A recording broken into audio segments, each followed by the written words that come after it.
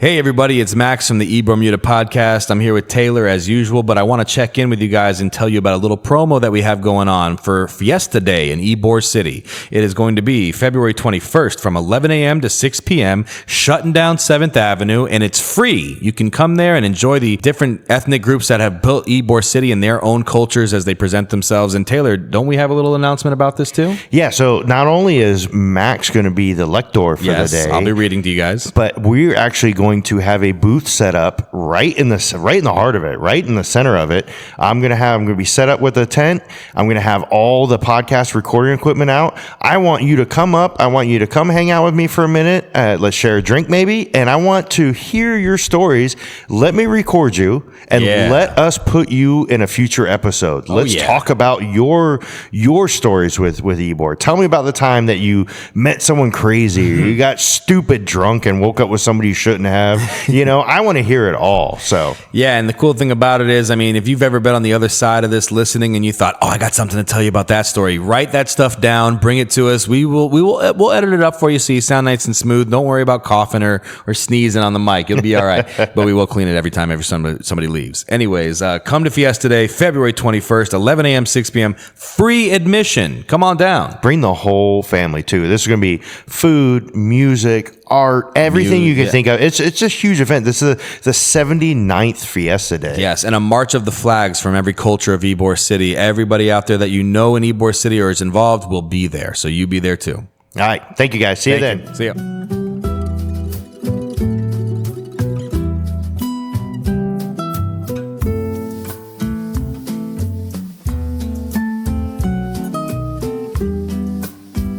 Welcome, everybody, to another episode of the Bermuda podcast. I'm your half host. I'm Max Herman. With me, of course, is Taylor Durden, my co-host. Say hello. The better half. Hello. Yeah. And tonight we have a very special guest, actually, coming all this way after, I'm sure, a long day of work. You know somebody here that you guys have probably read in the media for, 20-something years? A man that's a very interesting character when it comes to the 1905 family. Is it okay if I laugh during my intro? Yeah, absolutely. Yeah, this is like an out-of-body experience right now. Well, we're happy to have everybody. Jeff Houck. Houck. Nailed it. That's okay. Anyway, glad to have Jesus, you. Houck. Yeah, close enough. Jesus was my father. If I could tell you the number of people that have mispronounced it, it'd be okay. You know, I'm sure. My wife, her maiden name was Munical, so she considers this an upgrade. And probably a little easier at Starbucks. It's a little bit, not nearly as German. But, yes, very thank much you for having me. I appreciate the invitation. I'm humbled by it. Oh, that's just super cool. I've been totally interested since he brought you up. I've just started digging and diving. I'm like, well, I know you have, based on the questions that you sent me. Yeah. Holy hell! I'm like, did he pull 23andMe? Yeah, right. We know it all. We're just here to tell you. What was the old show from the 50s? Like, this is your life. Yeah. I'm reading it. I'm like, I don't want people to know this. Apparently, this is out there. Yeah.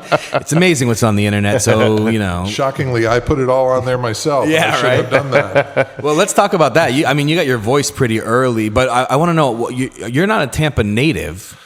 No, I grew up in St. Pete. Okay. And my great-grandfather built a hotel and motel in Casa Grill in the late 40s. Cool. And it's still there. Family is still there on 8th Avenue. And my cousins came down in the 70s and built what became the Hurricane Restaurant. Okay. I was the first busboy of the Hurricane. Yep. I was raised in the family restaurant and the family bar since age 3, and when we came down from Baltimore, and they would wake me up in my pajamas to go sing Happy Birthday to drunks at 2 a.m. I'd be sitting there in my footies and like, you just know there's some drunks that pass over like, we got to go here for my birthday. They have some kids singing. It's hilarious. This poor kid doesn't want to do it. It's like the reverse of Chuck E. Cheese. Yeah, absolutely. More like Drunky Cheese. Drunky Cheese, yeah. But I grew up in basically the golden era of Paso Grill. Yeah. And when it was still sort of and I mean, there's a lot of it still there. Right. But it was a hell of a way to grow up on the beach. And then, I grew up the rest of my life in St. Petersburg. But to me, Tampa was that big, dark, dangerous place across the bridge. Yeah. And when I was in high school, we'd come over. There was a bar that was on Spruce called Confetti's. Okay. Never heard of it. Now I'm dipping in way early. Yeah. They filmed part of the Cocoon dance scene with Don Amici at Confetti. Oh, that's awesome. I love that movie. I actually was old enough. I actually went to. There was a section of Cocoon. I don't know why we're getting into this, but anyway, Because it's interesting. I love this. When Don Amici, Hume Cronin, and Wilford Brimley were walking in shorts going into the woods, like they were going into the.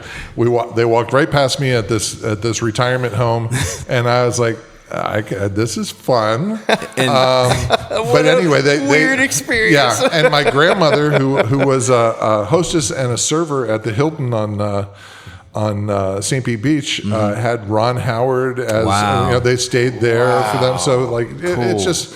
Yeah, I mean, well, Tampa it's had some big things filmed here. It's always had a kind of like the best kept secret for filming kind of Cop thing. and a Half. Yep. Don't forget The Punisher. The Punisher. What was the one with Bryan Cranston that just came out? The Informer. Informer. Yeah. My favorite Bryan Cranston story, as if I have many. Right. But we were at the debut at Tampa Theater, and he walked through the lobby, and there were people who weren't paying attention. And Mario Nunez was standing there with his trademark fedora, and Bryan Cranston went up to the back of his fedora and flicked the back of that thing. And Mario jumped a mile, and he just kept walking. I've got video of that. I love that. Amazing. That video lives somewhere on my phone or on Flickr. Or Is that how come you didn't find that, Taylor? Yeah, right? Yeah, you just don't do any research, Right. Tyler. Apparently not. Good Lord. Taylor, you just have to really improve your skills. So the legend begins with you already involved with some big times in Tampa, Florida, when it comes to movies and all that. Well, we moved. My wife grew up in the Brandon area, and we moved back in 2002 because we had lived around the country, lived in Alaska, lived on the east coast of Florida and whatnot. But I left to go to college, and then we came back in 2002, and I feel like I came back right at the beginning of this new golden era, the Renaissance, as we always call it. Really, very true. And when I was growing up, when we would come to Tampa for nightclubs and stuff. Like the London Victory Club, I go to London Victory Club and then get the hell home. Yeah, you know what I mean. right. Like there was nothing here. You didn't want to do a second location. There was a Hilton. Never. And it was so bad that when I got an offer for a scholarship at the University of Tampa out of high school, and I was like, I'm not going to. Wow. Yeah, that's wild. Like literally, you're like, what? Why would I want to be surrounded by a bunch of homeless people? And, there was no energy. There was nothing downtown. No. I mean, people that come with me on my downtown tour, they're like, "Oh, this place is really kind of happening." I'm like, "If you would have been here 10 years ago, you wouldn't have said anything." It is, when we came back in 2002, it was just starting, and within a couple of years, they had built the Element and a couple of the other things that were supposed to be condos that wound up being rentals and all that stuff. So anyway, you start to see the pieces come back, and then they finished the Riverwalk. And everything started flowing. The Riverwalk really was kind of the big explosion after that. I don't think people can understand the catalyst that was. And I know it happened over a long period of time, but finishing it and bringing it up into Tampa Heights just was... Yeah, I mean, that was basically 40 years in the making. Right. Like every mayor has had a piece and a step to get to there. That's so true. yeah, and it completely changed how Tampa worked. Pretty much. I mean, and now downtown is like we all know what's going on down there with the development, and the Riverwalk I think really is part of the draw. Like that one, what's that big Tampa one that's going to be right there on the Riverwalk? Right. I mean, that's kind of why they want to do it, so you can watch the people on their rollerblades going by. You got the Pendry that's going up on the Riverwalk. You got one that's going up on Ashley. Yeah. You've got the new condo that just went up next to the Straz. I mean, you've got all these little pieces that are being put together, but the reason that they're there is the Riverwalk and the river. Yep. And to watch sort of Tampa rediscover its river roots beyond being just an industrial waterfront has been an amazing thing to see. Well, think about really the toboggans. That was their life source, man. And I don't want to get too deep into the history. I will go down rabbit holes and all that. Sure. But yeah, I mean, the good thing about all the high rises going on over there is that with Ybor City, it's also growing. But the cool thing about being in the historic district, you'll never see those big high rises. You're gonna always kind of keep it the way it is. But the scene here, I mean, we got all kinds of restaurants. Mise Place is opening up in just a little bit. It's huge. I was there for sort of a preview the other night. How was that? It was wonderful. Marianne Ferentz and Marty Blitz, they just know what they're doing, and they've done it for 39 years at Mise. And the underlying message is it's Mies, but it's moving. It's just it's going to be what it is. They're not going to try and be more Cuban. They're not going to try and be more Spanish. Right. They are Mies, and they know what they do very well. It's a much smaller space than what people will be used to, but the bar is still banging. The bar at Mies was such a universe unto itself. You know? Because I never really knew anybody there, so I've been there for a couple times and enjoyed myself. But it's like when I look around, I'm like, God, these people all know each other. Right. Yeah, I don't get to schmooze when I go to a place like exactly. that. You know, you got to kind of be. I'll go with you next time, Jeff. How's that? I'll be your bar escort. There we go. Yeah. Now, Marty was really like, I was talking with Mary Ann the other night, and I said, Marty was the reason that I first tried short rib. He was the first reason he was my introduction to a lot of things that were out of the middle grounds. Right. And, I looked at it and, not to date myself, the menu had the font the size of a phone book. I mean, he had such a big menu, and yet every bit of it had a little bit of challenge to it. And I was like, this is really fascinating. So they're bringing that to Ybor. They're partners with Daryl Shaw. Yeah. He's using them obviously to be, and that restaurant to be a magnet for more. It's a bit of a kind of a beacon. Like, here, look, if they can do it, everybody can. Kind of thing. And they're the people who know how to do it. Yeah, exactly. And finally get people into some of these spaces. Right, yeah. He's building all these beautiful spaces, and I see a lot of them are still empty. Yeah, and Well, I want to get into like some of your past and all that, but while we have it on the subject of where Ybor is now, I mean, you've been working with the 1905 family for how long? It was 10 years in September. 10 years with the Columbia, Ulele, all these amazing institutions in Tampa. And you guys, of course, the Columbia, you're never going anywhere. I mean, that place it's growing, if anything. The funny thing is, I wrote a column in the Tribune when I was a food writer about how there are all these sort of battleship restaurants that doesn't look like anything's happening, but it's sort of like a duck on the pond. The feet are moving, you just don't see it. Right. And the Columbia is always evolving behind the scenes, better product, new processes, better equipment, better training. Yeah. And it was right at the time when Columbia had just announced they were going to do Ulele. Yeah. And then Burns kind of revamped Sideburns and turned it into, Haven. And so there are all these battleships that have been here for a long time. They're doing interesting things in their own channel and leading the way in a lot of ways in the early 2000s, mid 2000s. Yeah. It's an amazing thing to be at a flagship and see from behind the scenes how it continues to try and do better and better. Yeah, it's a good way of putting it, like a battleship. Like who's the king? Well, the way I look at it, you want to talk about history. You have I look at it in several phases. In the early phases of Tampa, you had places like Columbia and Las Novedades and Spanish Park and all that. And then there was another generation that, and you can put sort of Burns at the tail end of that in the 50s. And then you go to talking about Marty Blitz and Mary Ann, and Jeannie Parola, and all the people that sort of held up the middle. Chris Pont, who's now in a big way again in Tampa. They kind of held off the middle. And then after that, in the early 2000s, it was Farrell Alvarez and Ty Rodriguez and Greg and Michelle Baker, and they kind of picked up the banner and run with it. And now we're in a brand new phase where we're such a gathering spot that people are coming from outside Tampa to kind of get that recognition from Michelin and other places. They see the opportunity. It's an underserved community. Right. But, if you go a little deeper, you go out by the university, you go over to West Tampa, you can still find old school. Oh, yeah. International. I mean, the international flavor in and around USF alone. Oh, my God. Yeah, man. It really speaks to what the crossroads of Tampa used to be and still is. Right. And there's little districts in there, too. Like, I mean, you can find like a really good Asian food in one part, really good Spanish food in another. Yeah. I mean, literally, there are institutions that are amazing that are under the radar. And not everything has to be on Water Street or Ybor, Right. And I felt like when I got to Tampa again in 2002 that I was here really for the takeoff point. I got a sort of a front row seat for about a dozen years of everything kind of, all the boats were rising together. So it was, I felt privileged to be able to see it and write about it. Well, it's amazing. And let's talk about your writing. Because, that's where you really, you kind of made your name as a writer for how many years in the media? I was in newspaper and online for 25 years. Wow. Okay. And I started out at the Pensacola News Journal, and then I ended up at the Tampa Tribune. And the way I made my way through Anchorage, Alaska, and the Palm Beach Post, and a bunch of other places. And that's the way journalism is like, in order to make more money or get ahead, you have to just sort of frog hop from You got to jump around. Huh? Yeah, and I wanted to touch on when you were in Anchorage. Yeah. First off, I understand, Tampa was kind of a dead town a lot. So Anchorage, like that was the move. Like, you know what? Yeah.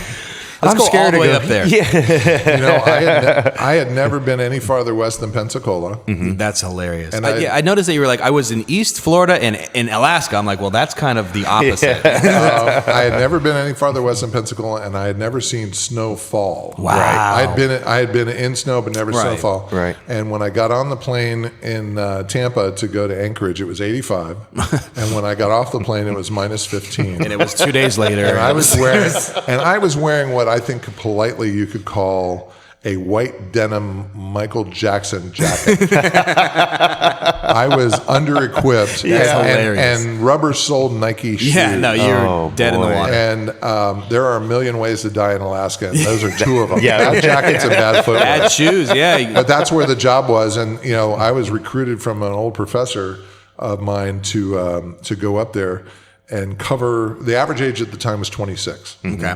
And they're like, "You're 26. Why don't you write about what people like that are living?" Wait, the whole city's average age is 26? Is that what you're saying? The entire state. Holy at that crap, point. that's wild. So the average age, especially in Anchorage, and Anchorage had 300,000 people at the time. It's sort of like there were two lanes in and 2 lanes out, but in the middle was a giant city, and you had oil money and you had government money and all kinds of stuff. Anyway, it's sort of your gateway to the Pacific Rim, and you had a lot of commerce going in and out of the airport and whatnot from the Far East, and then also going to Canada and North America.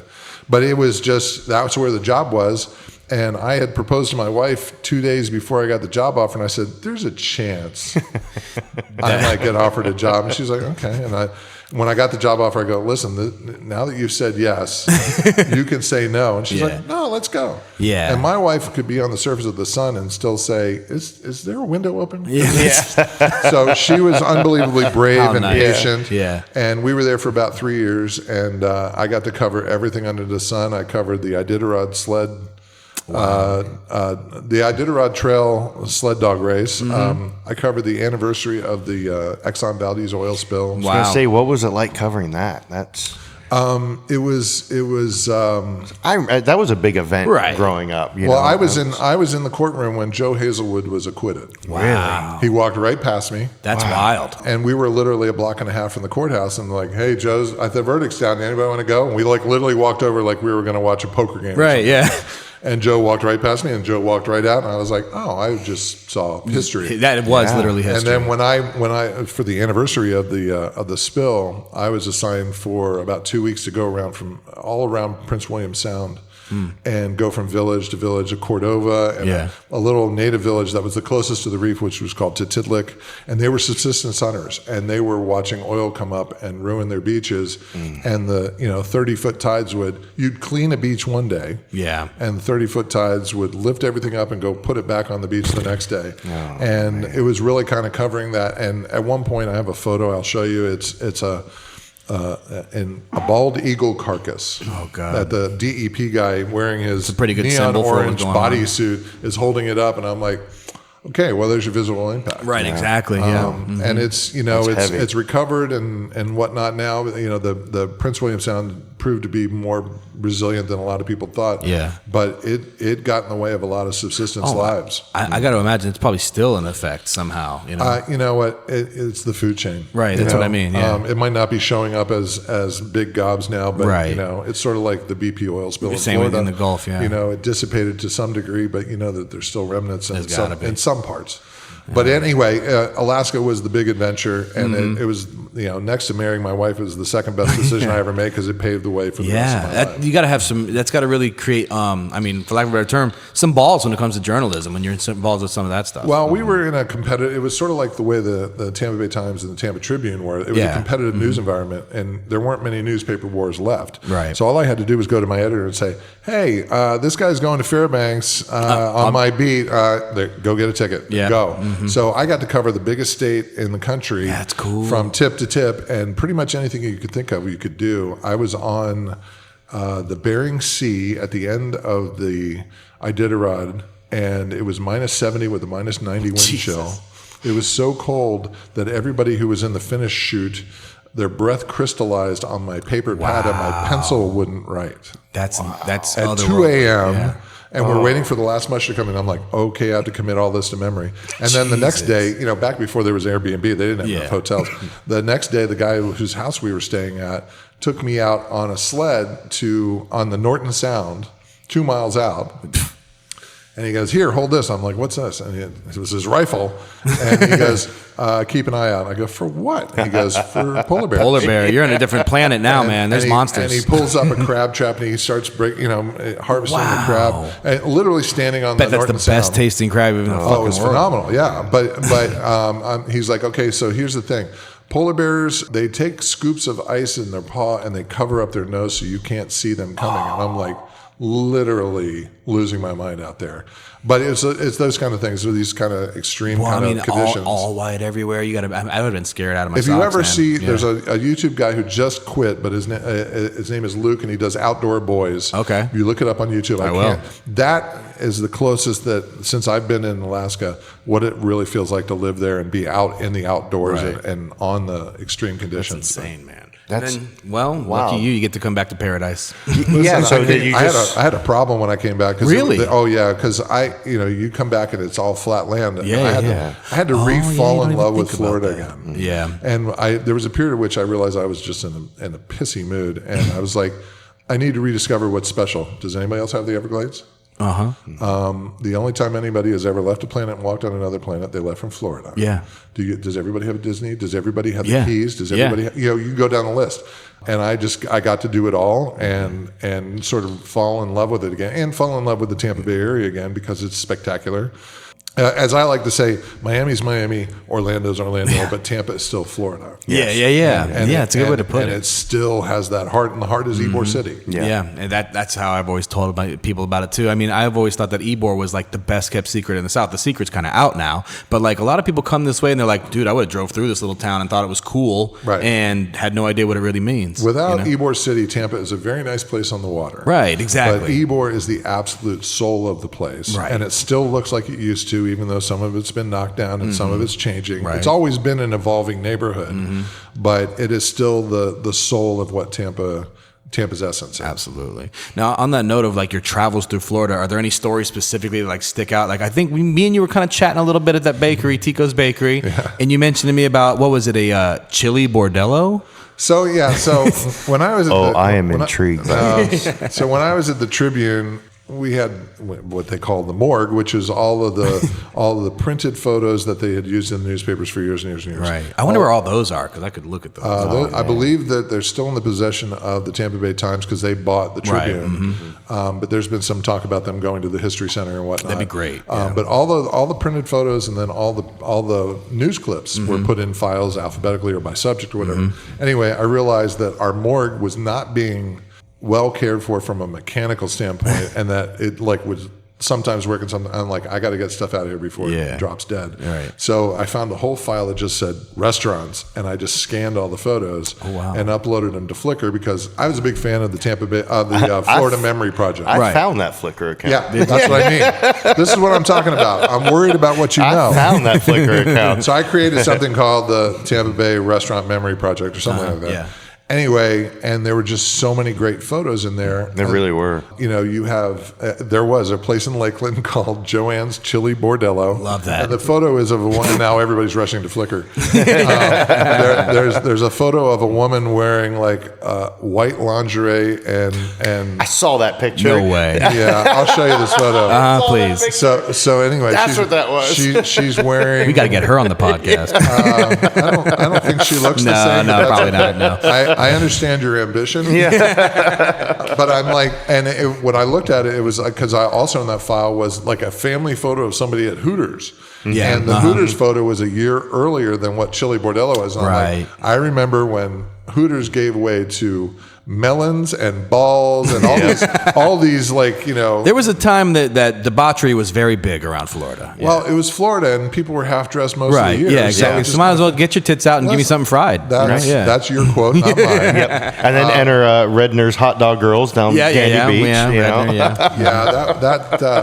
No comment. But anyway, there was photos in there from like Seipel's Garden Seat and the old Malios on Dale Mabry, where half the deals got done in Tampa. Right. You look at Cozy Corner where Moses White Barbecue was. Wow. There's all these great kind of photos. Las Novedades. Right. Yep. I saw Consuelos. Man, I grew up on Consuelos and Seabreeze. Seabreeze by the bay. What I would do for an original Seabreeze Devil Crab right now. Oh my gosh. It's and it's funny because probably about 15 years ago, there was a night at the Martí Maceo Club where Andy Hughes, our friend, who's recently passed, he organized a night at Martí Maceo where they were serving crab shallot. Yeah. And they had people from the Seabreeze, even though it had closed, it was the family members who were patting out some devil crab and rolling them in the breadcrumbs and everything. As you're watching them. You're watching them literally make it. The old school way. Heart. And I have photos of that as well. That's great. But my favorite photo is a big plate, like a chinette plate of pasta with crab shallot, and there's a giant crab claw sticking out there. Like you could have poked your eye out of that thing. Perfect. That's him. That's how I grew up. I mean, my old man had one of those gigantic smokers, and we would do big block parties, and he would smoke hundreds of mullet. Man, mullet, I haven't had a good smoked mullet, and I don't know how long now. Yeah, I don't even know. We used to do pig roast, everything. My neighbors used to literally, it didn't matter if it was 4th of July or President's Day, they would dig the hole and make a pig. Yeah, absolutely. Yep. And I remember I had friends of mine who, my father's friends, the couple he was Cuban, he was from Cuba, and his wife was Jewish, and we went over for Hanukkah, and he buried a pig in the ground, and I'm like, this is the weirdest Hanukkah I've ever been to. It's a very... But that's very Tampa. Yes, exactly. You have all these kind of conflicting kind of cultures merging and melding and making families and all that stuff, and I love that. We're a big paella, man. Mario Nunez put it very well at the Picaniki. We were there at the Picaniki at Santo Stefano. He said, a paella is kind of Tampa. Yeah. You just, you can't just have one meat in there. You got to have all these different flavors and different origins and put it together to make something perfect. The funny part about it is we serve obviously paella at the Columbia. Right, and it's great. And it's great. But we put way more stuff in the paella than they ever do in Spain. And so I appreciate Mario, but when he's talking about that paella, that's Tampa paella. Yeah, that's Tampa paella. 100%. Okay. I hear that. Yeah. And speaking of Colombia and food in 1905, one of my questions I had for you, of all the restaurants in the 1905 family, what do you think, which one has the best appetizer and why is it the stuffed artichoke at Casa Santo Stefano? I could eat my weight in those things. So we've had a couple different versions of that. Okay. We had one that basically came from the home recipe of Adela Hernandez Gansmart. Really? And that was the one that she used to make with stuffed ham and everything. Yeah. And murica, the Sicilian breadcrumbs that are fried. And it cooked great, but it was hard to make it consistent. If you're making it at home, you can monitor it. In restaurant, it's very difficult. And it sold okay, and the flavors were great, but it was hard to be consistent.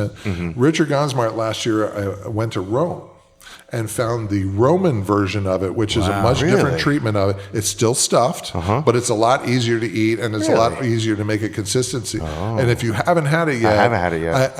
It's an eye opener because the flavors are right. It's just a different experience than this sort of what looked like a giant, geranium full of stuffing. But it ate like a champ. But this is a much easier thing to prepare. I'm excited. I need to go back. It's one of my favorite restaurants that's opened up in the recent years. Santo Stefano is one of the best chicken marsalas I've had in Tampa, Florida. It's it's funny because there's basically the concept for Casa was it was sort of an homage to the Sicilians who came from these two villages in Sicily, Santo Stefano Quisquina and Alessandro della Rocca, and their sister villages next to each other. And there was this chain migration. One would come, and then two would come, and everything. And they basically brought all of their foodways with them and assimilated them once they got here. Yeah. And so, there's you can say it's Sicilian food. Don't say it's Italian. Right. So it's Sicilian, but it's really Tampa Sicilian. Yeah. And so, like the sausage we make is from Tony Fig. It's a Tampa recipe that's been handed out. There are a couple branches of the same family that make the same recipe.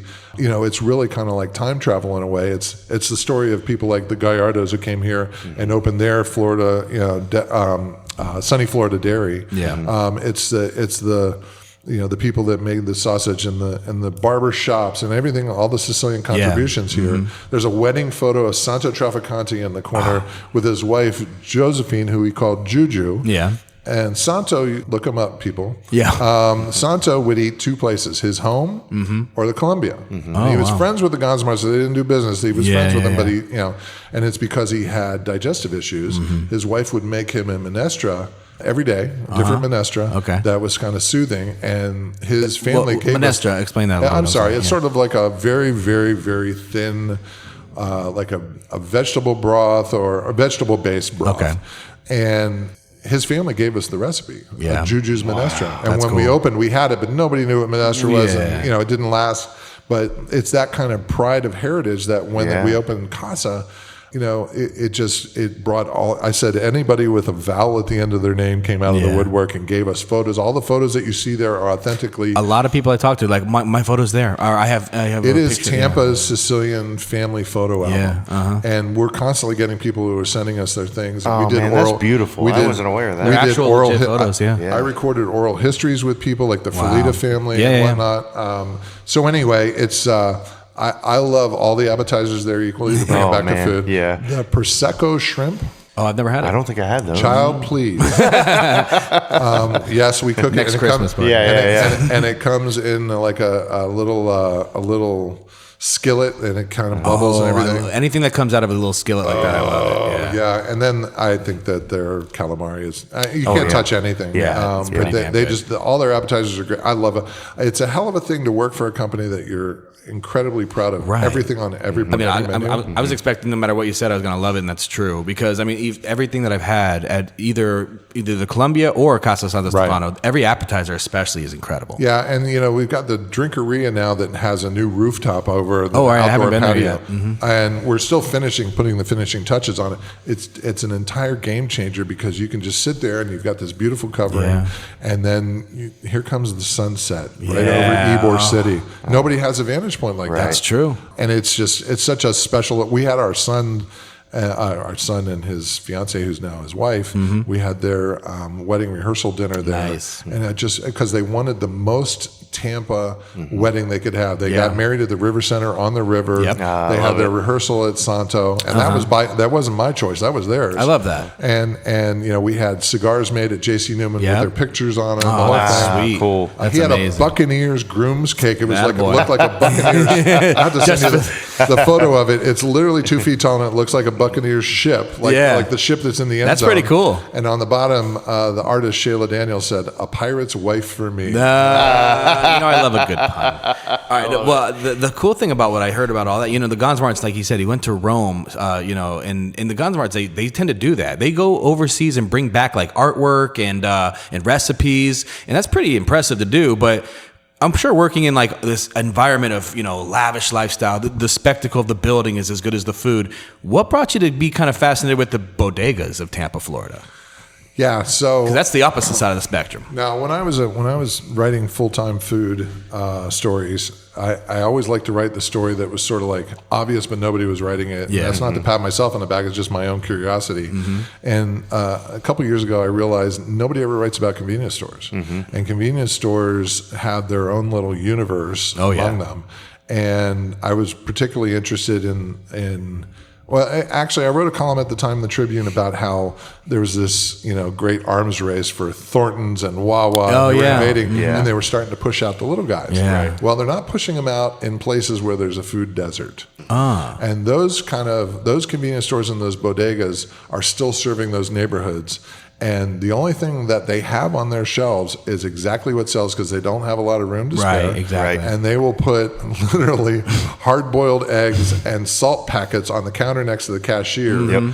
And also, here's a bong. Yeah. And then, by the t-shirts. way, I think you need some Zin. Yeah. And have you seen the 64 ounce Loco? And Yeah, exactly. Everything that they have has to sell. And I love contrast. So you go and you'll see, motor oil right next to an Our Lady of Guadalupe candle and stuff like that. And the bottom line is that the neighborhood needs those stores. If you don't serve them, they go out of business. Right. But each one of them has their own unique kind of story to them, even if just all you look at is what's on the shelves. Right. And they're everywhere in this area. Yeah, that's why I love living in this area. I could walk any direction 5 minutes, and it's a completely different universe. When I was a kid living in town and country, our meetup spot was the Handy Mart. We'll all see you at the Handy Mart. You know what I mean? Like, that's just what if you had $1 in your pocket, you were a rich man. When I grew up in St. Pete, it was on 62nd Street.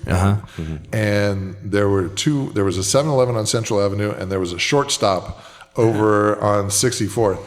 And I got in trouble if I went to either one of them. So, of course, you had to sneak over. It's like, how'd you get all those wacky packages? Well, guess what? That's where I bought all my Star Wars trading cards. Yeah, exactly. How old am I? But anyway, that was sort of the beginning of the fascination. And while I was sort of writing these little vignettes on Instagram over time, I found out that my great-grandfather had a bodega. Wow. In Pennsylvania. How about and that? also in Baltimore. Wow. And so I'm like, it's in the blood, man. Yeah. You can't get away from it. Exactly. Absolutely. Must be lineage.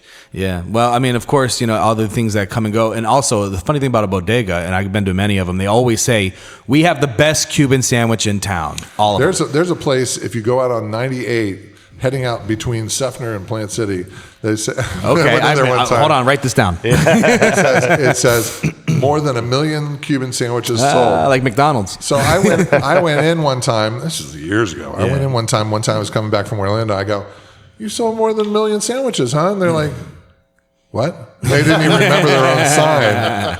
They didn't remember. I'm not saying they didn't, but they didn't even remember their own sign. I'm like, I love convenience stores. That's the best part about it. Is like, and of course, it's like funny to talk about that. All these places are like, we have the best Cuban. Oh, absolutely. Well, and being in Ybor City, we've talked about this over and over again. The fact that, in my opinion, I love a true, authentic, original style Tampa Cuban. Sure. And so many places, so many restaurants have kind of let that responsibility fall on somebody else. So it seems like every restaurant now has just their version of a Cuban, and there's nowhere that you can really get, like walking up and down Ybor, that I think a true, authentic Cuban. Everyone's got a little bit of a flair to it. It's like everyone's kind of rested on their laurels a little bit, and it bothers me.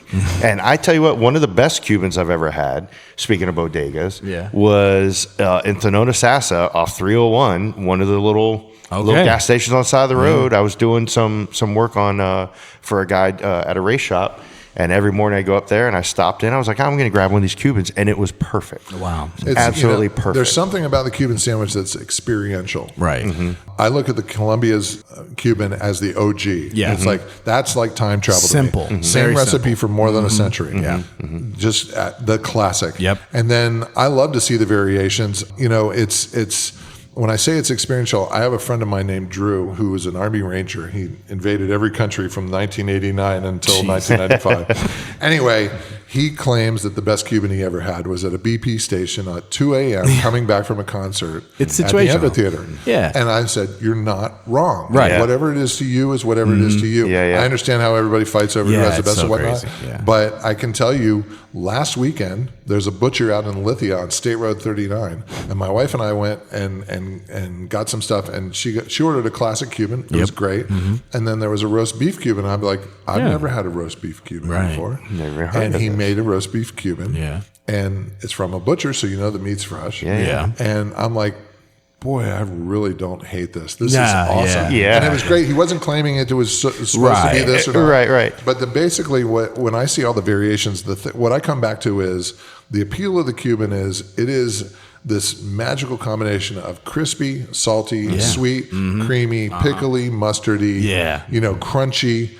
And if you can, whether it's an egg roll, whether it's a slice of Cuban pizza, egg rolls are good. it's that flavor profile that really evokes all that emotion. Yeah. I don't know any other food stuff that has politics cultural Right. identity, Exactly. geography, ingredient story, all these things. I mean, we're only a couple blocks from where the Felita Bakery used to put out 35,000 loaves a week. Yep. Yeah. And there was a guy, I love this, by the way. I'm listening. There was a guy with the ignominious name of Vicente Martí, Jeez. who was a stronemason, a brick mason.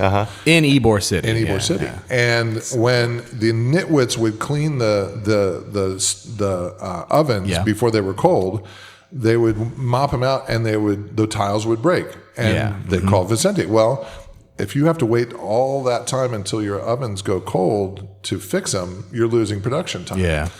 Vicente Martí would wrap himself in wet burlap. Oh my God. And they would put him in the ovens that are still there, by the way. Did they even do it with what's the big... They tied a rope around him. Oh my God. And he did this for 25 years. Wow. They would put him in as long It's as he a could living, stand it, pull him know? out. He'd take a break. He'd wet down again. He would go in. Oh, but Vicente Lord. Martí was why they were able to stay in business whenever they would have problems with their ovens. The unsung The hero. ovens are still there, even though the place is burned down and been rebuilt around it. The ovens were that good. Yeah. And there's a photo of Vicente Martí. He looks like the nicest grandfather you could ever see. He was very thin because you got to fit in an oven. Yeah, you can't put a fat guy in an oven. Yeah, you got to be a tiny man going in there. You're going to be like a You're going to be like, a "Is somebody burrito." cooking bacon? What is that? But anyway, his photo is there right next to the ovens, and I was like, that is an unsung hero of Tampa. That is, I mean, that's the definition. But Not that's to mention, the stories those are the kind of stories that are generated by the Cuban sailor. right? Yeah. That's the Yeah. crazy thing I about agree. it. In the stories that you've captured in the book you did with our good friend Andrew Hughes, And Barbara Cruz. Barbara Cruz, yes, don't forget. But we always, I always have that argument with people. They come here, they're like, I'm from Miami, we invented the Cuban sandwich. And I'm like, you guys can say what you want about it. There is a book out. I always tell them, there's a book, you can go get it. And in fact, let's talk a little bit about that. What inspired you to do all this and put it together, which I'm sure was a lot of research. It was, it's funny. Andy Hughes, who was a food historian at USF, he Rest and I in were peace, food of course. friends. Rest in peace. He and I were food friends for a long time when I was at the Tribune, and we had a historian named Leland Hawes at the Tribune who was a former reporter. Leland wrote a column on history in the Tribune, and whenever I couldn't get an answer from him, he's about food. Yeah. He said, "Go call Andy." Yeah. And I'm like, it's like saying, George Washington, go call Thomas Jefferson. Yeah. So it's so I would call Andy, and we would get together and we have food. Yeah. And it was like caveman bringing back the latest restaurant or the latest experience to each other. Yeah. And then at a certain point, he wrote a book called From Saloons to Steakhouses, Which is was great. It's a great book, underrated book, and he basically told the history of Tampa through its food. Yes. And he had a whole chapter, 50,000 words about the Cuban sandwich that wouldn't fit. Oh, wow. So he said, listen, I've been working with Barbara Cruz to write profiles around the history. The history's already done. Yeah. And he says, I'll write some profiles, you write some profiles, she'll write some profiles, and then we'll get together. Yeah. And Barbara had been born in Cuba, raised in Miami, and lived in Tampa. She was our bridge. I was going to say, if anybody knows it. Yeah, she is a force of nature. She's a sociologist at USF, just a phenomenal person, and she had just great respect for all parts of the equation. When the book came out in 2022, I clinched because I thought, okay, if Tampa loves it, Miami's going to hate it. If Miami loves it, Tampa's going to hate it. So the first thing that came out was a front page story in the Miami Herald. And I just thought, here we go. It just said, our bread sucks. Yeah.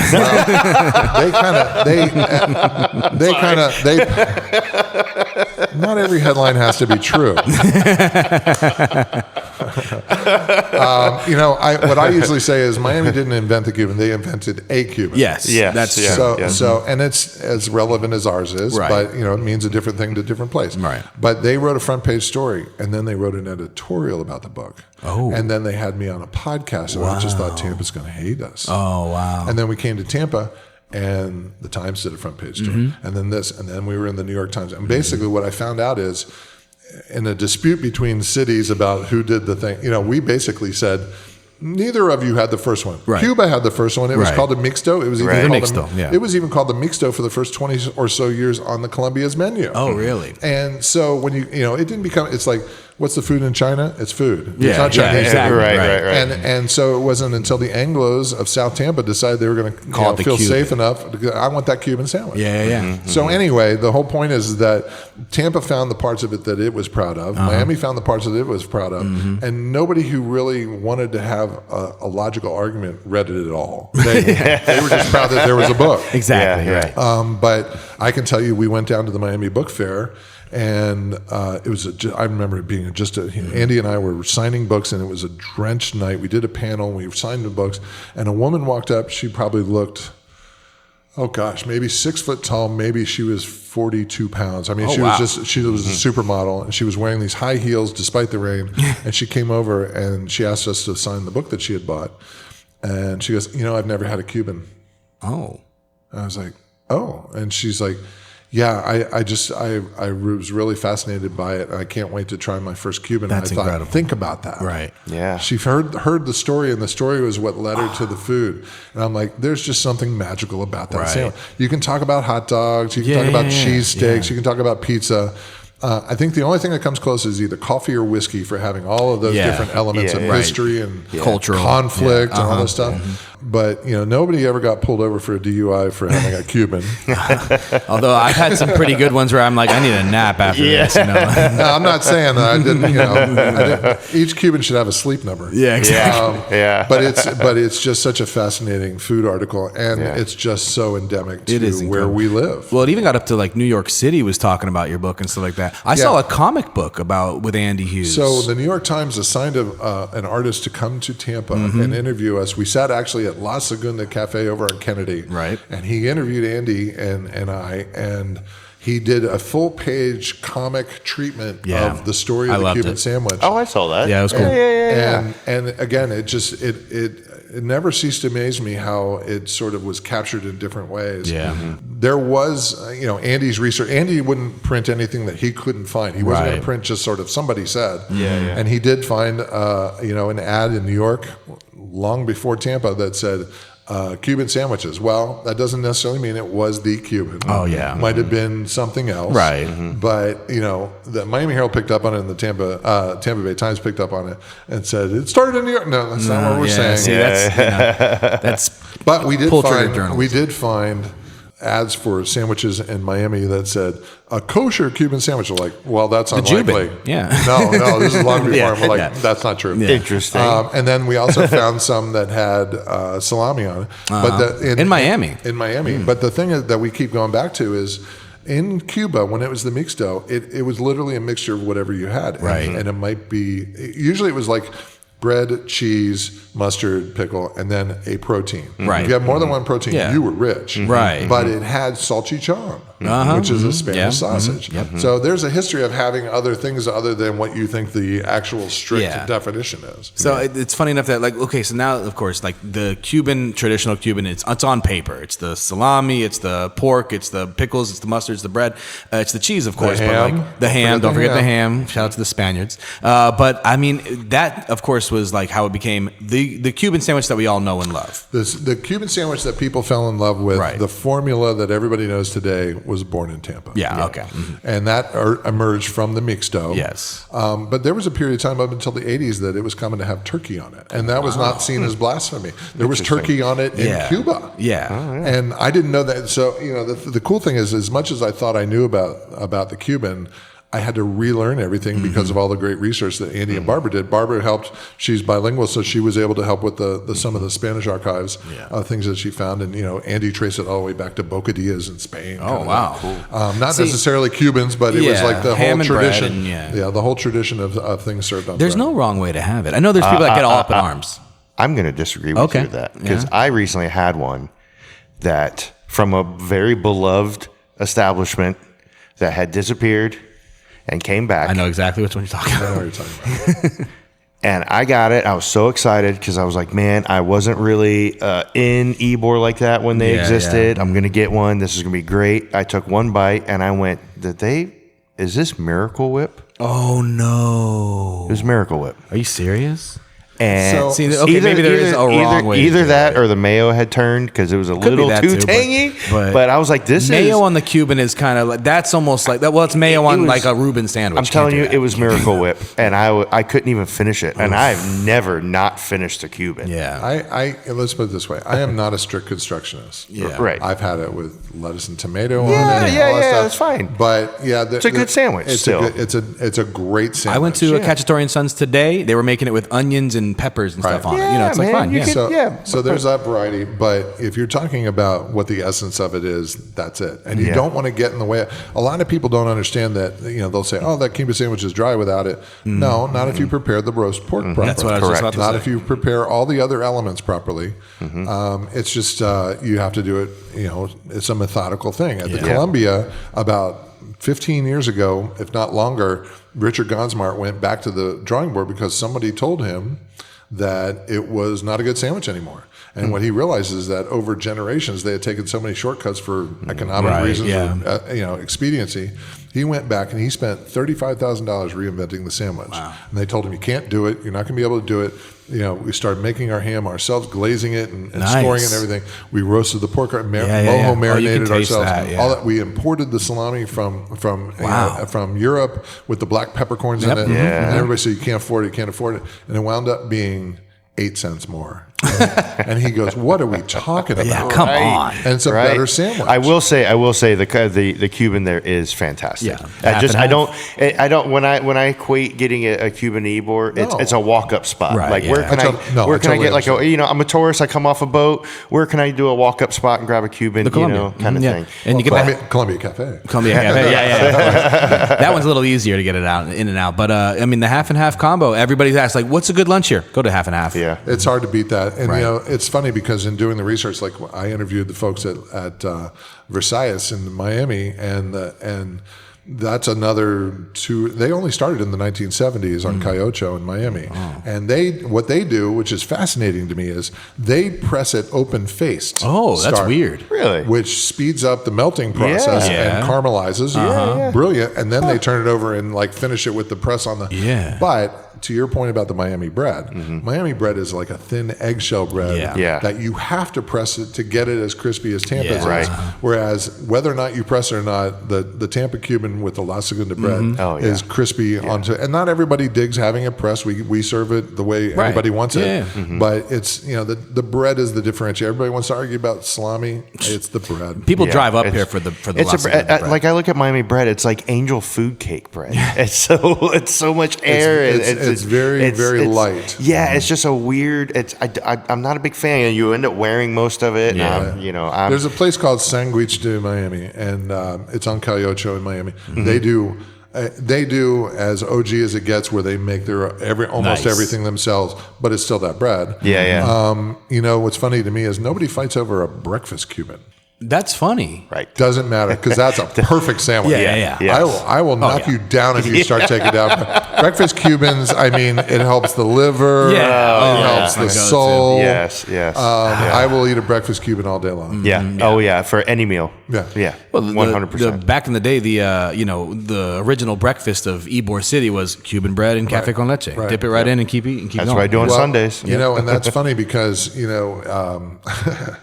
back, this was, people had that breakfast because way before it became fashionable to put like butter in your coffee and all that stuff. Yeah. But it's, Barbara Cruz said, you ought to dip your whole sandwich in the coffee sometime and see what it tastes like. Really? Because she goes, it adds another component. It makes it like much, much saltier. And I would never have expected it. And I did it one time. We had lunch at the Columbia one day with Andy and she and I. And I was like, okay, there's stuff I still don't know. Right. But there's a guy, at the Boozy Pig, Andrew Tambuza, who's in the book. Yes, I like that. He makes his own pork. He makes his own ham. He makes his own salami, which nobody does. Wow. He makes everything except the Swiss cheese and the bread. He makes his own pickles. He makes his own mustard.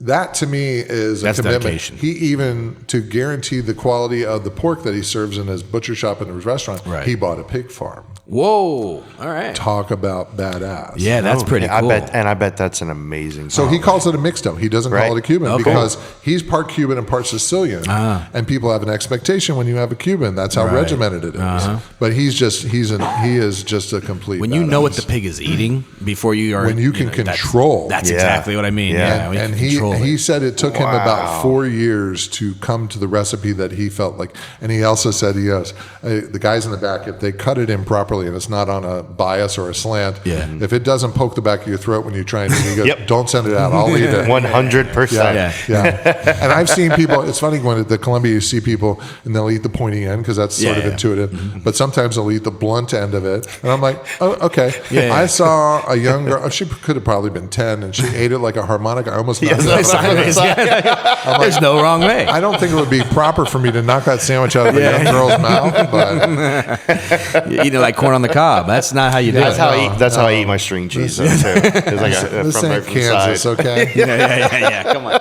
Yeah, there is some pomp and circumstance when it comes to it. Now, your fascination with food, of course, leads you to the podcast that you're doing with Visit Tampa Bay. Yeah. Let's talk a little bit about that. So a couple of years ago, Visit Tampa Bay had the idea to start to showcase the restaurants in the area what they're doing as a way of drawing people here, and they understood the what was happening with the food scene was just an entire reinvention in a lot of ways. And so they did a cookbook, and I helped write an intro to the cookbook. We worked closely with them, obviously with the Columbia, but I helped write the intro. And then they did a cocktail book, and then they did other books, and then they did a second version of the cookbook. And I didn't realize they had a podcast studio, but they did. And I said, well, why don't you do that to promote the book? And so we did one season where we had probably about 10 or 11 episodes, and now we're in the middle of our second season. Yeah, cool. And it's been interesting to see, number one, the sort of the faces have changed, but then there are the people who got stronger over that period of time. Yeah. Like the Eric Frelichs at like Noble Rice and Koya. Right. No, I love it. Who just, and then in the meantime, Visit Tampa Bay invested in being partners with Visit Florida, Visit St. Pete, Clearwater, and also I visit Miami to host Michelin Awards and have exclusivity on those. And that and a lot of people have a lot of opinions about it, but I said that it finally started to attract talent that wanted to come here and get a Michelin star. No, yeah. And I don't think you can look at that without seeing it as a catalyst. You could argue about which restaurants have gotten recognition and which haven't. Totally subjective. Yeah. But you cannot argue the impact that Michelin has had in the 3 or 4 years that they've been doing it. And so what you see now is a lot of visitors groups around the country, tourism boards, are hitching their wagon to food as a cultural identity and a tourist driver. What they realize is that people travel for food now in a way that, and it's funny because we had a journalist that came through, a blogger, about 3 years ago, and he goes, my girlfriend's going to come in, my trip ends tomorrow, but she's going to come in Sunday. We're going to go eat at a bunch of the Michelin restaurants. Have you heard of this place, Ulele? And I go, yeah, I'm aware. Yeah. And at that, familiar. I've eaten there Ulele had been Michelin recommended, so had Columbia. But it's not a chopstick and tweezer kind of place. That kind of You're not going to have your plate's not going to have a little tiny cream fresh. Right. But that told me, okay, people are it's driving a lot of people's tourism behaviors. Right. Yeah. And people are traveling. Food, I've always said, food is the new souvenir. Anybody can buy a Hard Rock T-shirt online. Right. Say they were in Hong Kong or whatever, but food is the souvenir that you can take a photo of and say, I was here and you weren't, and look what a cool thing I have. And the experience that you have there. Like when people come on my tours and they're like, oh, I went to the Columbia in Sarasota, I don't want to go. I'm like, you haven't been to this one. Like, this is the institution. This is where it all started. Yeah, the flagship. I mean, I love the Columbia in Sarasota because it's like, it's great too. You can sit there, it's like a human aquarium on St. Armands as people go by. It's very linear. The one in St. Kitts right on the water. The one in St. Augustine looks like it's in a palace of history. And there's nothing like it. Is a unicorn in Ybor City. Right. It is just this glowing unicorn at the end of 7th. And we're growing that way now too with the new plans and everything. We'll see how crazy. Isn't that it gets. something? Now, I know Taylor has other questions, but I got to put this out there because I don't know if we talked about this, and we've talked about it a lot. Sure. there's not a real Cuban restaurant in Ybor City. You know, the Colombia, of course, has ropa vieja and things like that. What we say is we're Spanish and Cuban, and people on the reviews will say that's not a Cuban restaurant. We're like, you're right, it's a Colombia. It is its own thing. Its own thing, which is great, and it has the Cuban aspect of everything, and it also has the family aspect of it, like the Casimiro, scallops and snap bread delita. Like these are people's recipes from back in the day. But when people are like, hey, I just want to get like, something quick, I want my plate to be full. I would argue Palm Avenue, which right up here. Yeah, okay. Right on the corner of Nebraska. Yeah. I would argue Palm Avenue is a nice alternative. Yeah. I get your point though, and it's just sort of again how Ybor has changed. Right. But we have 4 different Asian restaurants, but we have all the pizza you could eat. All the pizza you could eat, like things like that, and nothing against all those guys, but like think of a La Terracita. Like there's nothing like that here. Well, there's nothing like that anywhere else in Tampa except where La Terracita is. Tampa always evolves, and I'm not trying to evade the question, but it's very much like the convenience store conversation. Right. It generates what people will support. Mm-hmm. Right. And you get so much of it at Columbia in so many ways that and it's not. I know Richard wants to once again bring the sandwich window up, the Ventanita. Couldn't hurt. We had it way before Miami did. Yeah. Back when it was in the 50s when Jim Crow laws were in place that it allowed African Americans to come and order from the window. Yep. It was a way around it. Right. And so it could come back. You never know how it's going to come back, but I would rather come back in an authentic way than just to say, oh, we have a Cuban place. Right. Yeah, I hear you. But there's so much variety here that and what's about to happen with Gasworks, right? Yeah. Is going to absolutely catalyze the entire neighborhood into being a microcosm of what's in the rest of Tampa. Yeah. Yeah, and I'll never be able to afford to open up my dream now either. which is a diner, right? Yeah, so originally, you remember where Asiatic is now? Yeah. When it was Freshmouth for a long time, right. The burger joint, and then it sat vacant for years. Right. Years and years. And I wrote a menu, I had capital at the time, I had a staff waiting, everything, and I tried contacting leasing manager. I'm like, look, what are the terms, blah, blah, blah, trying to figure it out. And the guy wanted to know, what is it you're trying to do? What are you trying to put in? He wanted full business model, the whole deal. And I was like, man, just tell me how much it is per month right now, because I need to know how much I need a budget for build out and all this stuff. Right. And when I told him, he goes, oh, we already have something like that going in there. And then it was empty for another 2 years or so. And then Asiatic moved in. But what I wanted to do was a breakfast diner. Right. Yeah. Because, man, Ybor doesn't have one. And of course, in Centro, you can't be open 24 hours. But you can close for like a 2 to 3 hour window. So I figured, man, if I stayed open till like 4, but close the doors at 2 and just do the walk, because it has a walk-up window. Yeah. And you imagine breakfast Cubans, a walk-up window till 4 o'clock in the morning. Taylor, I would put my money in that if I didn't know anything about restaurants. But I would tell you that you would be out of business within a year. Yeah, really? Because you don't have a liquor license. Yep. That's where a lot of your margin comes from. Yeah. Breakfast is a 1 day part. Yeah. Maybe day and a half. Man, see, I eat breakfast all day. I'm building this restaurant for me. Dude. You'll have fun. That's a restaurant called Your Own Kitchen. Yeah. But I'm down. Breakfast is when my wife's like, well, how do you want to celebrate your birthday? I go, let's go to breakfast. I go to I get the whole day. I love breakfast. Breakfast is my favorite meal. But it's very hard for diners, even something like Denny's, because they don't have alcohol, and it's the volatility. Think about what the price of eggs. Think about what the price of steak. All this stuff. So restaurants are extremely hard if they don't have alcohol attached. Yeah, and not only that, like you said, I can make pretty decent breakfast at home. You know what I mean? There are places like Trips Diner and like Joe's 24 Hour and all that, but like. If I really need to, I'm like, man, I can make this at home right now.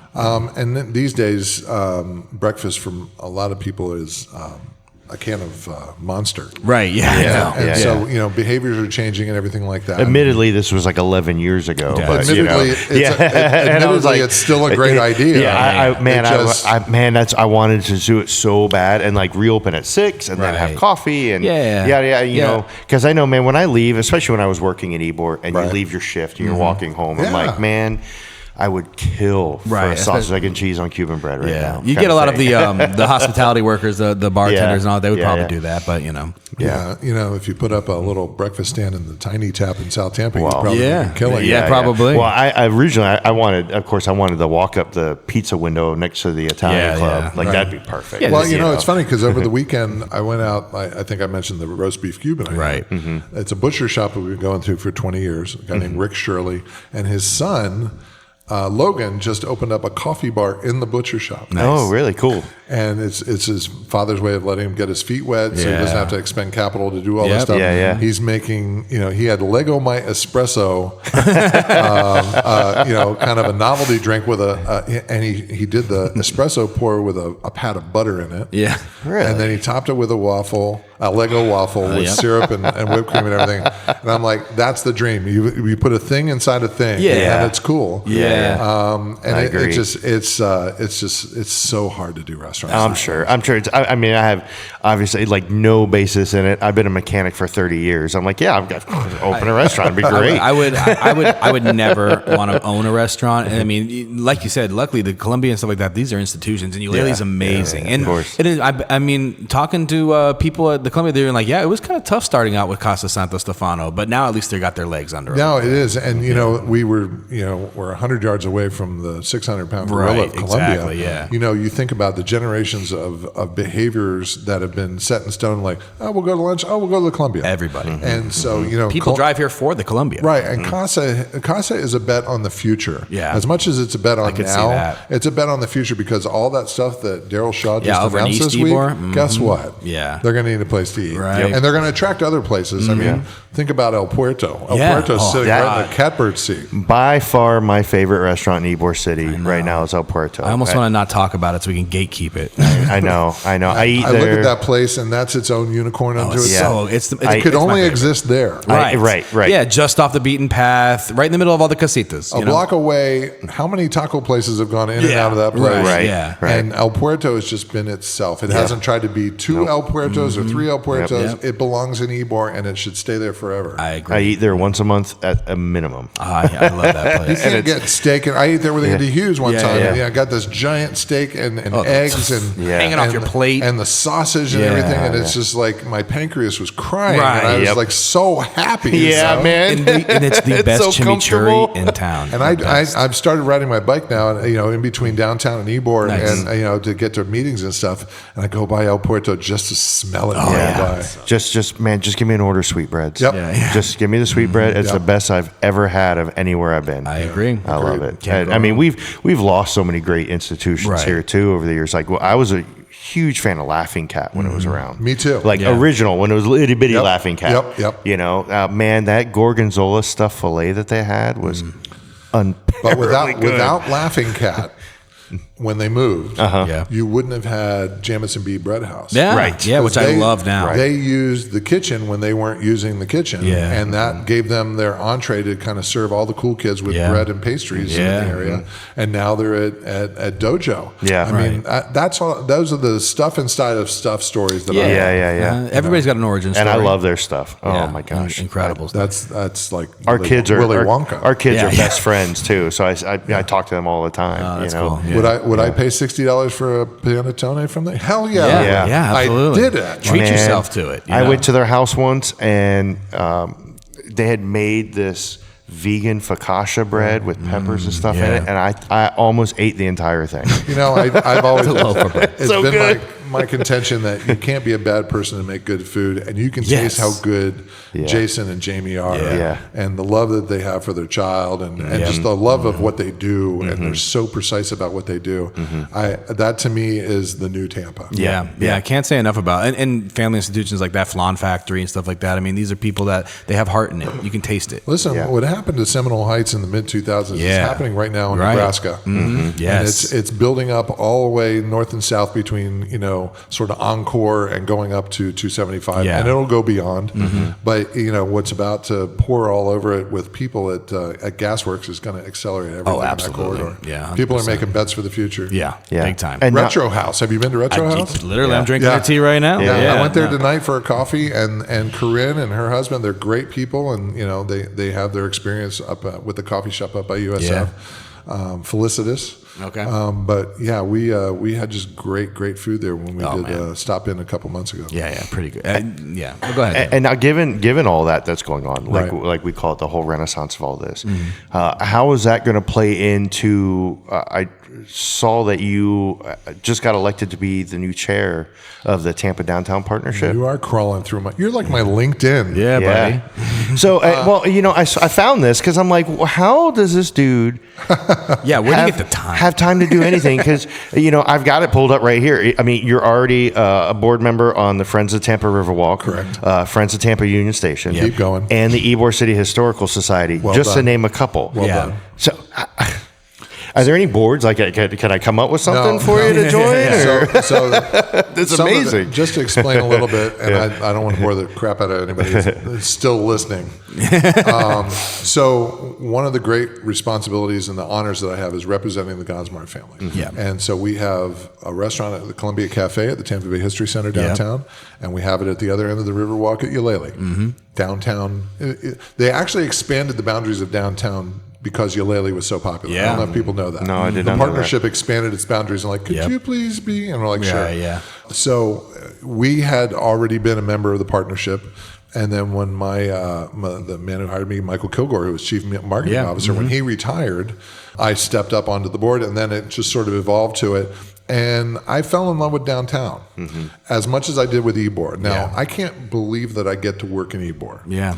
I have a little ritual where I'll be walking into work, and invariably there's some sort of rooster crowing. Right. And every time I hear it, it's invariably in the morning, I literally say, "Thank you, Lord." Because it brings me back to reality. Right. There's something about that that's like, oh yeah, here's where I am at this moment. Yeah. And downtown has a different gravity to it now than it ever has, as long as I've been a part of it. But it has some of that juice that keeps coming in, that keeps making it cooler and cooler and cooler. Yeah. I found a French kid who's from British Columbia who has a new food truck called Chez Leon. Okay. And it's literally right across the street from the police department. Yeah. And I stopped by. I'm like, that looks like new. So I stopped in. It had been open 6 days. Wow. He's in his 20s. He had been a chef up in BC. His mom is Frenchy French. His dad is American French. And they were working in the trailer with him. Oh, wow. He didn't open it in St. Pete, even though he lives in St. Pete, because St. Pete is crap to its food trucks. Right. This is his entree. And I always loved food as an on-ramp to a better life. Yeah. He's making French street food. Cool.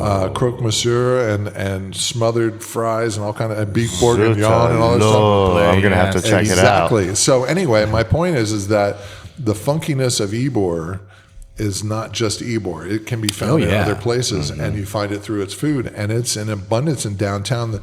The guys at Gingerbeard over in Channel Channelside. They literally just celebrated 10 years. Wow. I walked in there the other day to get coffee. I walked in there to get coffee, and the guy who owns Supernatural was running the register. That's funny. Yeah. Really? I didn't even know they were like close like that. And Supernatural. I'm like, oh, cool attracts cool. Yeah, that's exactly and it. So, I was kind of belaboring the fact that downtown has become so popular, it's so expensive that we're not allowed to have cool stuff. But guess what? It's there. You just got to look for it. Oh, it's getting hip, man. Real hip. I walked into Oriental Market this week. Great and place. I'm like, thank God this is still here. Yeah, exactly. Yeah. I mean, that's a gem in its own. Absolutely. And you can still find, and then, you look at people like Roberto Torres with Blind Tiger and Kawa and Raphael Perrier and the Buddy Brew and Dave and Susan Ward. And there's like this little coffee renaissance going on man. all over Tampa, but especially they were leading the charge, those three. Yeah. That makes me love Tampa even more. And they have to be downtown because that's where it's happening. I'm sure they get the business. When I do tours downtown, I do it specifically at 11 and end at 12:30 because they were like, this place is empty. I'm like, by the end of the tour, you'll go, oh, now I see it. It comes alive. And you know this as much as anybody does, that coffee is in our DNA here. Oh yeah. The town used to be full of coffee roasters, and now it's starting to be full of coffee roasters again. Yeah. People want to act like this whole food thing is new, and it's not. It's a continuation of a story that just went nighty-night for a while. Right. And it's just always, we had the breweries downtown, we had all these great bakeries and everything. but it's food is in our DNA, and now people expect it everywhere they go as part of their experience. Right, exactly. I was talking to the bartender at Suze's place, Laura. Yeah. The other last Thursday, and his family, I guess, is the Navarre coffee. Oh family. yeah. Oh, I missed that roaster. Yeah. Like that I used was to miss that's the like, smell of the like of the his coffee. his family. He was telling me the story. I guess something about one of those grandfathers kind of took like the recipe and the money and founded Bustelo. Yeah. And all that. And now this kid, he's making his own cold brew and like it's being marketed and used in other restaurants and bars and whatnot. It's really cool, man. Cool. I love that. Like I couldn't imagine living anywhere else. All right. I could never survive in the suburbs. That's what I was thinking too. I mean, I gave myself a year in West Chase and was crawling back Nope. to Ybor. Well, I will tell you this: I am a proud Valrican. Yeah, nothing wrong with the suburbs. And what's really great about our shitty transportation system, if I can curse openly, please, is that people don't want to travel the way they do in the weekdays. They don't want to do that in the weekends. Right. And the food basically had to grow up out there in the past 15 years. Yeah. So you have cool food scenes out in, say, Brandon, Brandon's you got have it some out cool in stuff. Citrus Park. You have it up in there's little pockets of it everywhere because people they wanted cool food where they lived. Right. And so, if you can't find cool food, you're not really looking. Right. Oh, yeah, it's around. It's around. It's not as even when much- I was in West Chase, I found some place called Mom's something, and it was a cool little spot. Yeah, Right. Mother's is what it was. It was a Right. cool little spot, Yeah. And it's there. It's just you got to love it. You just got to drive past the Applebee's and keep looking. Yeah, there was a good spot that was like deep Brandon and Valrico called Mr. Hummus. Yeah. and that was excellent. Yeah. We would travel all the way out there just to eat at that guy's restaurant. It was all family. There's a and place everything. out there, and you would call it a gastropub, but it was just Right. a pub. And it was in it's in a strip mall on Bloomingdale, and it was snug between a Big Lots and a Family Dollar That sounds right. and a gun store. Oh yeah. Everything you need right in that plaza. Right. And they got so popular that they needed the space that the gun store was in. The gun store left. Wow. Food is transformation. Yeah. And Ty Mathis was a guy who basically represented for Pepin everything from Kennedy south. Okay. He actually put in the first beer taps in the old Sombrero.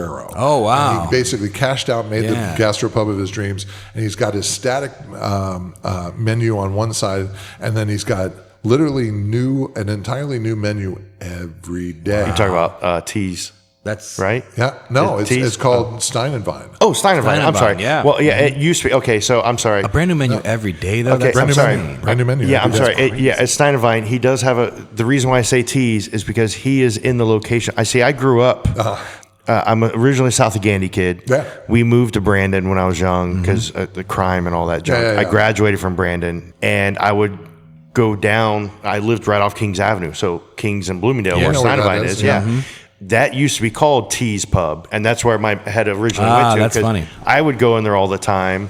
Because And my parents were not always a nice place. No, not at all. It You go in there and make sure your hepatitis was up. Yeah. You know? But they would make this burger, and I would always get it, and it was like they call it like just like a large burger or whatever, and you would get it to go in a styrofoam container, Yeah. your typical Good square old- styrofoam. yeah. And you'd open it up, and the patty was a giant square the size of the styrofoam container with That's just a bun great. right in the middle of it. Yeah. So when you get home, you cut it into fourths. I was gonna say fork and stack knife it. that, Yeah, yeah. you stack it. You make this crazy fucking burger out of it. But the first time I went to Stein and Vine was with friends right after they had opened. Yeah.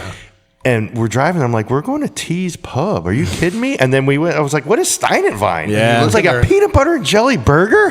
Sign me up, dude. It's beautiful. Yeah, it's great. I'm thinking about that burger. There used to be a place called Frank's Fast and Best way out on 7th, almost to 50th. And they used to have the Monster Burger.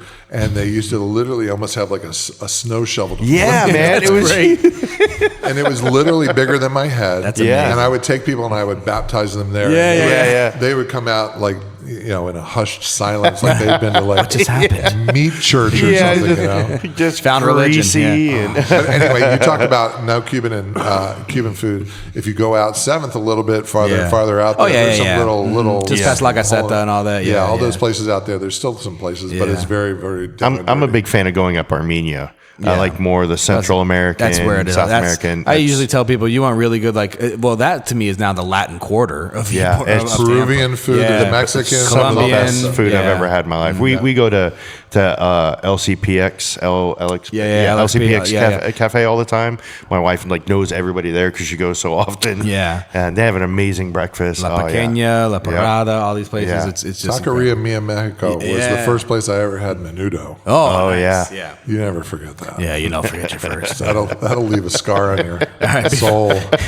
Before we finish up, because we've taken a lot of your time. I appreciate it. And we're having fun. That's why it's going so fast. I got to ask about these worms. What's up with you? Got worms, man? Tell me about your worms. Oh God! So during COVID, you had to do something because everybody was working from home, right? At least for a little bit. Yeah. Columbia was quicker than most at coming back. But anyway, my wife's a gardener, and I read about you could buy worms and feed your food scraps to them, and they would produce compost. Thank God we're talking about raising worms. Okay. Not having worms. Yeah, the phrase deworming is not really. But anyway, there's these little plastic trays, and you can stack them, and you fill them with cardboard and whatnot. So anyway, I started to do this where we would save eggshells or vegetable scraps or whatever, and I got a shredder that could shred paper and boxes and mail us. The worms ate everything. Love it. And they produce this really rich they're called castings, but it's worm poop. And you can make worm tea out of it that's like a liquid fertilizer. Anyway, it produced the most beautiful vegetables and flowers. Wow. And then my next door neighbor, who used to be an Air Force pilot that would fly C-130s full of gasoline over hostile territory. Love that. He's That's like, dangerous. I might want to try it. So he now has a YouTube, Oh, really? a YouTube channel called Vermicompost Learn by Doing. Rolls off the tongue. Yeah. 15,000 people that subscribe to it. Wow.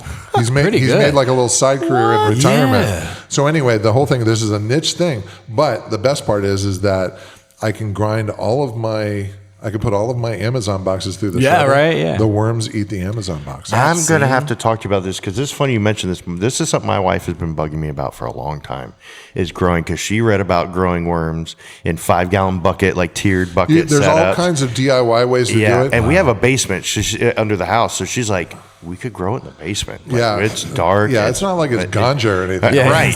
But she's we like, can grow it in the basement. Yeah. She's like, we could grow worms in the married the right basement. woman. Yeah. Oh man, she'll hide anything you need. Yeah. When we bought our house, the yard was barren because it was just horrible sugar sand and was never kept up. And that poor woman, she's like, I'm going to garden this if it kills me. And we stripped the whole yard, and she bought hundreds of pounds of cow shit and hand tilled it into the dirt.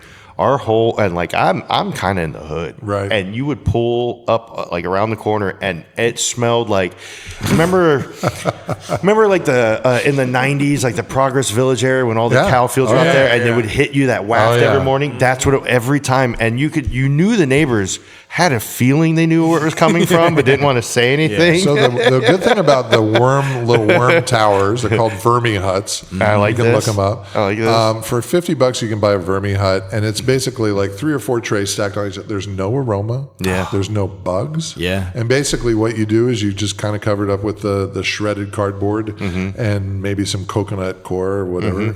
And in 2 weeks, gone. They love that. I'm about to feed it a full pumpkin that's still left over from Halloween. What I do is I freeze a lot of the stuff so that it breaks it down easily and they can digest it. They love strawberry tops. They love anything that's sort of organic. You don't put like meat or any protein in it. But just like a compost bin, you wouldn't put it. But they handle it for you. That's the cool thing. No, they devour it and they go to town on it. And then after about 90 days, you can harvest one of the trays. It's a big process, but the bottom line is that she has the most magnificent garden, and once you introduce worm compost, you're essentially introducing like little worm eggs, and they make more worms. And once you fertilized it with worm compost, it winds up being the most fertile soil you can have. So it works in containers, it works in the ground kind of thing, but it's just the coolest little thing, and it's such a nerdy thing that now I have people at work. There's a guy named Kurt Gaither who's our chief of operations. He has a backyard garden. I brought him a little Cambro full of worm castings yesterday. Gave one to my colleague Grace Gonzalez for her mom for her garden. And I'm the like sourdough starters. Well, I got into that too. All those things that everybody got into. I'm still doing all that stuff, man. But it's funny because you think about like when you go to like a really good butcher shop and like, okay, so this prosciutto's 40 months old. Right. The pig was fed apple cores and it's like you can go around and go like, okay, so these worms were fed Amazon boxes and carrot tops. And like, you know. Well, let me tell you something. The thing that's great about it is that it is just like I said, doesn't have any odor, but it's just so potent that everything grows with it. My next hobby I'm going to do, I think, is there's a needlepoint place coming to Ybor. Okay. It's coming like to the front door of Ybor. And I'm like, I've been wanting to stitch and needlepoint. So I'm just like nerd. I'm going like full Little House on the Prairie. I love it.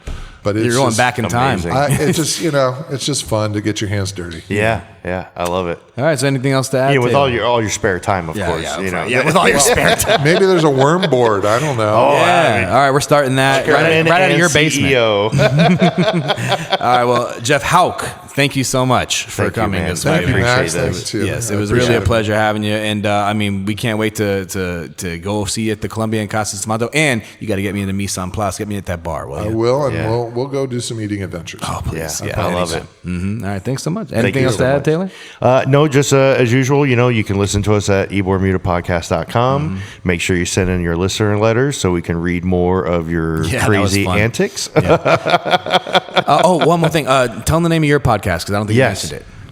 You can find it on Visit Florida. It's Tampa's Table. Tampa's Table. That's cool. It's sort of a limited series. We're, like I said, in our second season. But if you look up Visit Tampa Bay on Google, it's there. It's on all the usual podcast platforms for audio, but there's a video one on YouTube. Yep. Excellent. All right. Cool. Thanks, everybody. Thank you so much, man. Have a great night.